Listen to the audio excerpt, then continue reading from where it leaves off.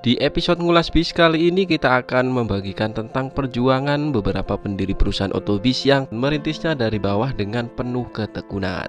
Beberapa dari mereka berangkat dari supir dan kondektur yang secara tekun merintis bisnisnya hingga berkembang seperti saat ini. Nah, PO apa sajakah itu? Mari kita ulas bersama di Ngulas Bis.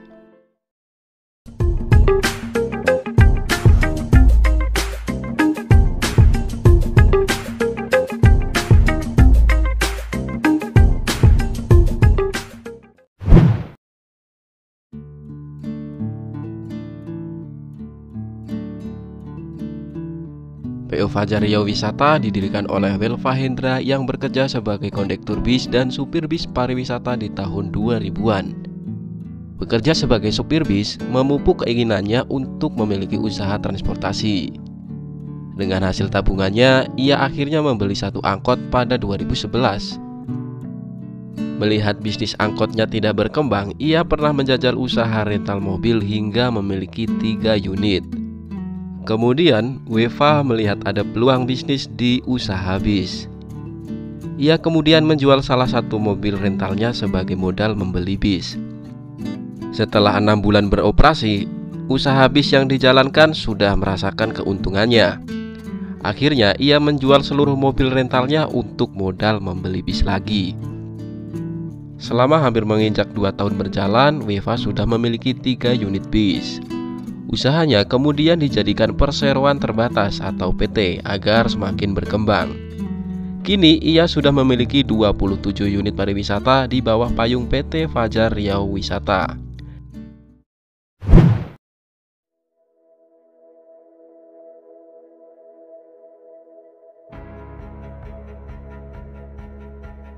PO Bis Karya Jasa didirikan oleh Bapak Wibisono pada tahun 1994. Perjalanan karirnya sebagai pengusaha bis pariwisata dilalui dengan berbagai rintangan dan perjuangan. Dulunya beliau pernah bekerja sebagai seorang sales bangunan dan pernah juga menjadi seorang supir truk. Setelah saya lulus sekolah SMA, saya menjadi sales bangunan. Lalu tugas saya berubah menjadi pengawas bangunan. Saya berhenti bekerja, saya jadi supir truk. Tapi supplier yang lama menginginkan saya usaha di bidang bahan bangunan lagi. Terus saya jadi supplier bahan bangunan sampai tahun 1994. Saya berhenti untuk mengembangkan bis pariwisata hingga sekarang. Memiliki pengalaman dalam melayani konsumen saat berada di bidang bahan bangunan, beliau menerapkan pada usaha bis pariwisata. Mengingat pelayanan menjadi kunci kesuksesan sebuah perusahaan otobis. Beliau menyebutkan dirinya dulu sempat ditertawakan oleh PO-PO lain, sebab PO Karya Jasa membuka layanan yang berbeda dibandingkan PO yang sedang ramai, dan resiko kegagalannya juga sangat besar.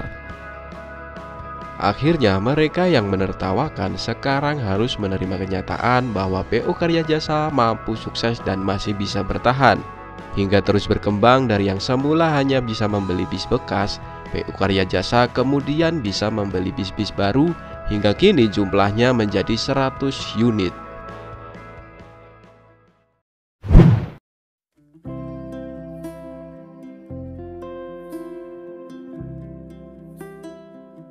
Tidak semua orang mampu mendapat pendidikan yang layak karena keterbatasan ekonomi. Padahal pendidikan sangat penting bagi siapapun untuk menggapai masa depan yang lebih baik. Itu juga dialami oleh Bapak Haji Nur Salim saat beliau masih kecil. Lahir dari keluarga kurang mampu, Bapak Nur Salim diasuh ibunya seorang diri setelah sang ayah meninggal dunia. Sementara saudaranya dititipkan ke keluarga terdekat. Saya hanya sampai kelas 5 SD. Saya bilang ke ibu, enggak apa-apa, saya tidak melanjutkan sekolah. Saya akan bekerja. Saya tahu ibu sedih, tapi saya yakin bisa bangkit, ujar Bapak Nur Salim dilansir di kanal YouTube Perpals TV. Berawal bekerja sebagai supir truk, beliau banyak belajar dari orang-orang di lingkungan sekitar. Hingga akhirnya, beliau tidak hanya mahir dalam mengemudi, tapi juga mengerti soal mesin dan manajemen perusahaan. Saya dulunya supir truk. Saya tidak sekolah, saya harus tanya. Alhamdulillah, yang saya tanyai menjadi bekal. Akhirnya, itulah bekal bagi saya bagaimana mengelola bis, ujar Pak Nur Salim. Bapak Nur Salim sendiri awalnya bekerja untuk PT Mujijaya Putra Mandiri yang bergerak di bidang transportasi angkutan barang. Namun sang pemilik perusahaan ingin membuka PO bis dan memintanya untuk menjalankan perusahaan. Tak langsung membangun, Pak Nur Salim meminta waktu untuk observasi ke PO lain agar memiliki pengetahuan bagaimana cara mengelola bis. Setelah mendapatkan ilmu dari beberapa PO bis, akhirnya PO Mujijaya pun lahir. Berbekal dari pengalaman yang dimilikinya, Pak Nur Salim akhirnya membangun perusahaan otobis PO Sahalah. Dilansir dari berbagai sumber, Sahalah sebelumnya dikenal sebagai divisi pariwisata dari PO Santika. Saat ini keduanya pisah manajemen. PO Nyusantika tetap bernaung di PT Santika Bangun Perkasa, sedangkan PO Sahalah di bawah naungan PT Sahalah Berkah Safar. Pak Nur Salim memiliki prinsip tidak menerima investor yang menitipkan bis untuk dikelola perusahaan. Menurutnya, memiliki sedikit armada bis sudah cukup baginya dan bisa menghindari masalah di kemudian hari.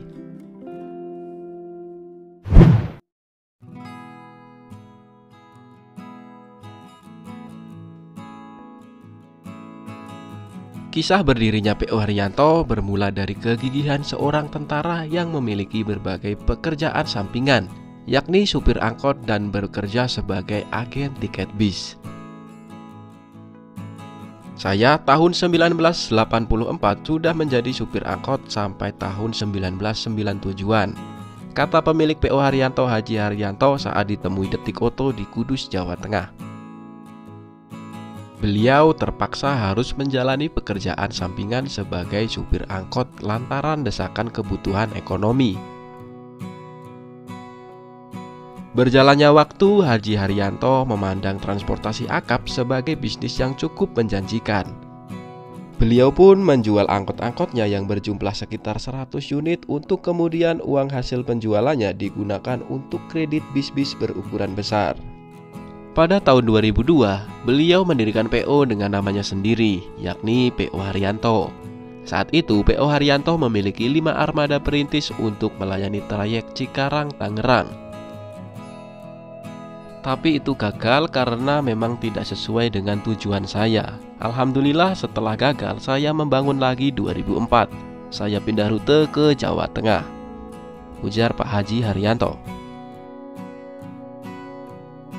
Selepas berpindah rute ke Jakarta Kudus, Jakarta Pati, dan Jakarta Jepara, Haji Haryanto mengatakan bisnya selalu penuh.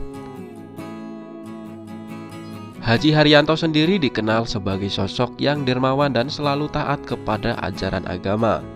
Untuk itu, bisnis yang beliau jalani lekat dengan aspek dan nilai-nilai keagamaan. Itulah yang menjadi kunci kesuksesan beliau saat ini.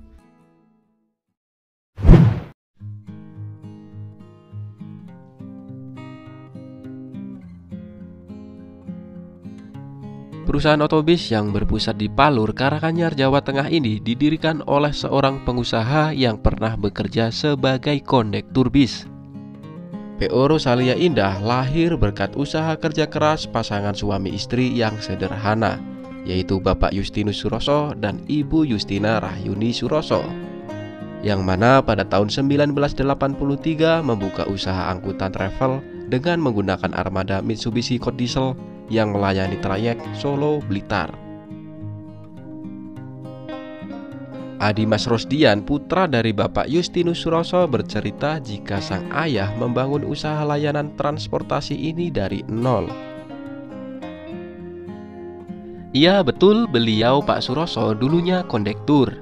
Jadi pertama kali dia kondektur di PO Timbul Jaya. Setelah jadi kondektur, beliau naik jadi kepala pengatur. Kemudian beliau merintis usaha travel itu dan kemudian bis akap. ucap Adimas Rosdian. Usaha travel yang didirikan oleh Bapak Justinus Suroso dan Ibu Justina Rahyuni Suroso mengalami perkembangan yang cukup pesat dan memutuskan untuk terjun ke usaha bis dengan membeli 5 bis besar dengan sasis Hino AK. Dan dari sejak itu, Rosalia Indah terus mengalami kemajuan dan perkembangan yang sangat pesat, hingga pada era sekarang telah menjelma menjadi salah satu PO besar di Indonesia.